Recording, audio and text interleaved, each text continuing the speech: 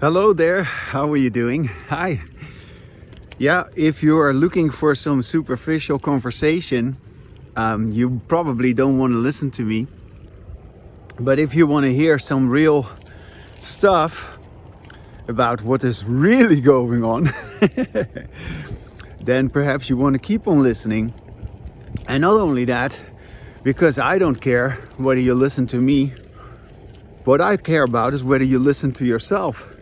So if you want to start doing that, you will have to talk with yourself, because otherwise there's nothing to listen to. Yeah. And so that's the real deal, listening to yourself. And unless you start doing that, anything I say doesn't seem to make much sense. But it makes perfect sense once you begin to do that. You will be surprised how everything I say, everything I say, you can verify. Everything I say is true. And yet, nobody talks about this except me. Nobody is capable of talking about it. That's why there's only me who is saying all this. And yes, if you were ever so courageous, so honest, so inquisitive, because you would have to have some sort of a curiosity, you would have to have some sort of a interest, motivation to try it out, try it out what it is like to speak with yourself and to actually hear yourself and to continue to do that, not just for a moment, no, to really continue to do that. So you have ongoing embodied language. That is the perspective which you hear me reveal. Yeah, I reveal the perspective of someone who has ongoing embodied language. And although, of course, I have said the things that I'm saying, I've said these things many times in different ways, and I keep saying them in a slightly different way than the time that I said them before, because these little modifications, these little additions, these renewals, these, you could say, developments, they keep occurring. And they will continue to keep occurring as long as I live, because this is what I do.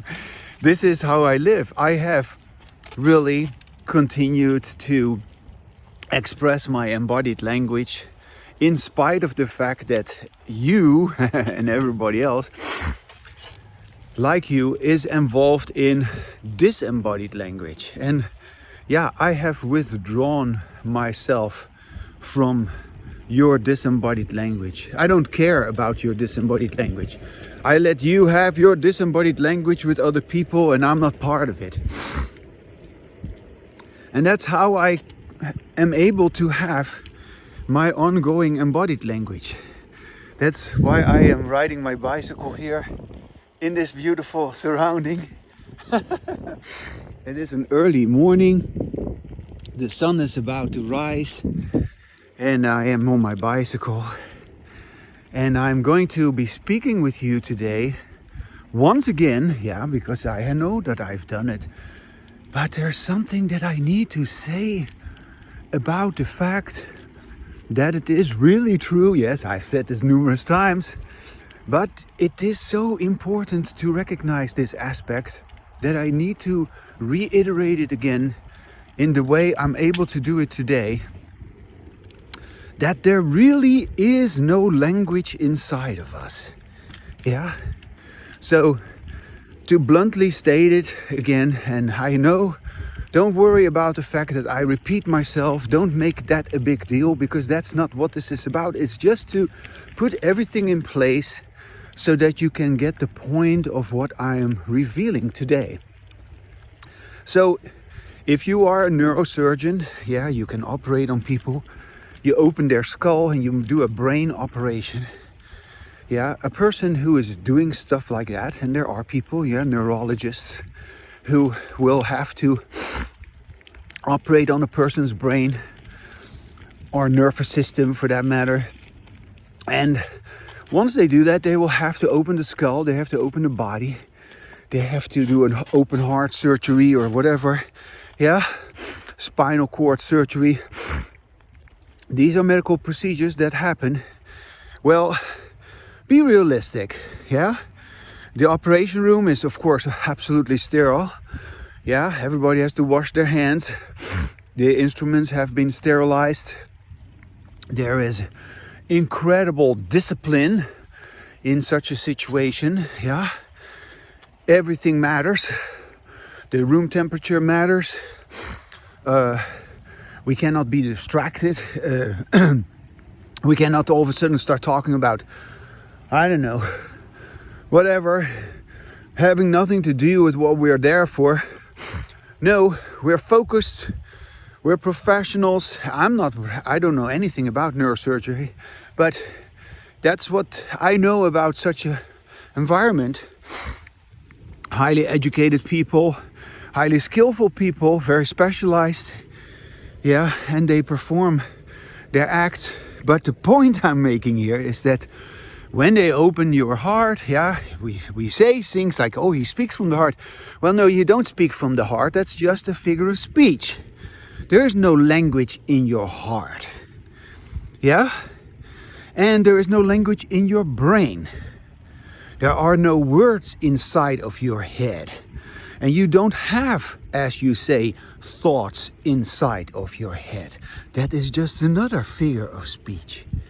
And yet everybody talks that way. And we couldn't talk like that in an operation room. And yet we do, yeah, because I know we do. Because even though we know all these things, neurobiology, and yet we still talk as if we have thoughts. It's absurd, because we don't have thoughts. Yeah? Isn't that weird? Isn't that weird that this figure of speech that of course derives from our usual way of talking, which I call disembodied language. It is disembodied language because you don't listen to yourself and you don't realize what you're saying. You are unconscious about your language. And that's why you imagine as if your language is happening to you rather than that you are doing your language. Look, this neurosurgeon who's operating, that operation is not just happening. No, that operation is done by this particular person. Yeah? And when he asks for a certain scalpel, when he, yeah, of course he is not requesting whether you're willing to give it. No, he needs it now. Yeah, you get what I'm saying? Or she needs it if it is a woman. Yeah.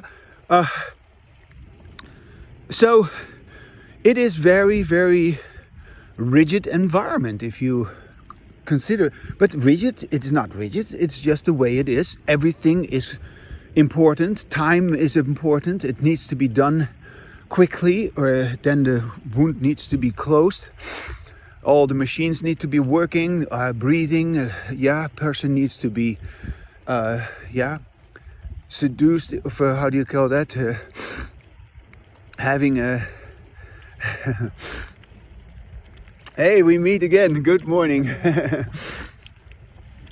A person needs to be brought under narcosis, or how do you call that? You need to be put out with a sort of a tranquilizer or whatever. Yeah. I forget the word for that. There's another word for it, but it doesn't matter. You know what I'm talking about. All these things need to be done perfectly in the correct way. And yet, when it comes to our language, we don't do anything in the correct way. Because we keep referring to the lie about inner language. Look, inside of your body there's all kind of organs. And we know these organs are there. Yeah, your lungs, your spleen, your intestines. These organs are there. You open that belly or you open that body and you find these organs. But, good morning, when you open the skull to find thought, to find ideas, to find memories, to find concepts, to find, what is it? Previous experiences, memories. There's nothing to be found. There's just neurons. There is some, electrical charge that makes a neuron fire. These neurons, they fire and wire together. There's neurotransmitter being released. That's an electrochemical message.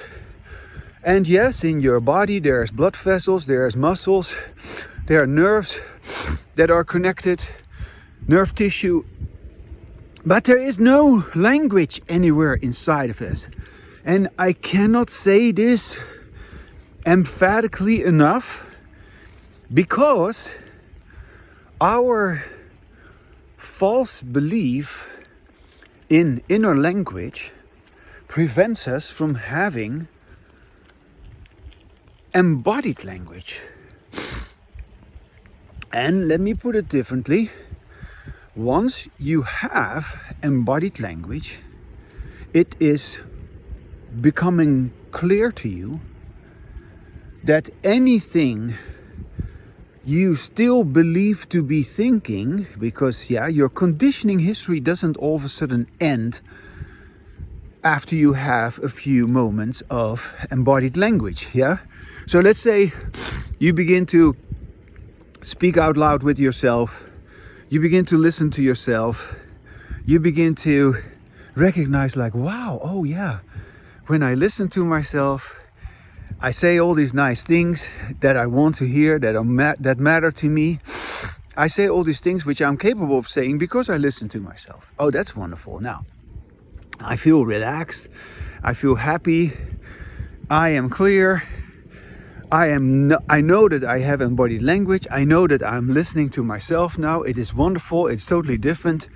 I know also that people usually don't do this because they don't listen to themselves. And now I'm having it on my own. Okay. I can stimulate myself with my own sound. And that feels great. That feels great. You like it? I hear the coyotes. Do you hear them? Do you hear them?